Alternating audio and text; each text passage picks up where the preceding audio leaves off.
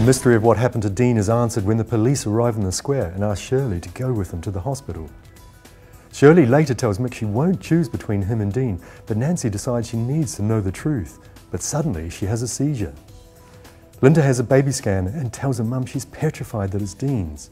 But she's soon planning a picnic with Mick, like they used to have in the old days. Kat's running the risk of losing everything when she leaves the kids with Mo so she can pick up an ill Tommy, then takes Kim to the pub. Linda throws him out, but it doesn't stop Kat's party, and when she and Kim try to steal booze from the Vic, Linda catches them and calls social services. Patrick eventually gets the truth out of Kim about her baby's father. Vincent texts her, and later she's terrified he'll turn up at the hospital to see the baby.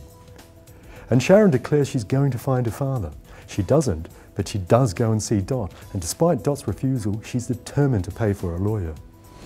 The net's closing in on Gavin, aka Andy, when the real Gavin arrives back from his travels, which alarms Steph when she finds him in the flat. Andy prepares to confess to Gavin, but he's already worked it out, and he wants $5 grand to keep it secret from Michael. Andy's terrified the revelation will trigger a heart attack, and suggests to Steph they stage a mugging with the bistro takings. That's going to work out, isn't it?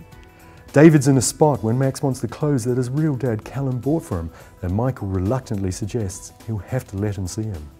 When Callum comes round, Max is conveniently not there, but later David's crushed when Max has a great day out with Callum at a fair. Anna's unimpressed when Owen invites Linda and Katie to the flat to look at old photos, and they're soon rowing about her hostility to his ex. Faye panics when Anna takes her to the doctor about flu, but brings up her weight. Craig sees them and assumes Anna knows she's pregnant, and the youngsters fall out. But later, Faye's alarmed when Anna sat next to classmate Jackson at parents' night. Why? Alicia's upset by the direction the police interview takes and accusations are made by villagers. But then Lawrence makes her an offer. Police question Alicia again after a statement from Lachlan, but Chrissy is outraged when police drop the case. Alicia's fragile and hides away from villagers, and she's nervous when she arranges a shift to the pub.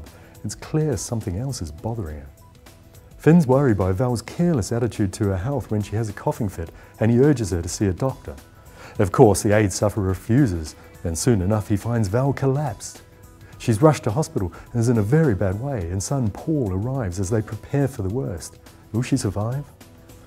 Andy, understandably, is deeply depressed after Katie's death, but when he refuses to see the kids and sleeps with his wedding album, the alarm bells ring, and it doesn't get better.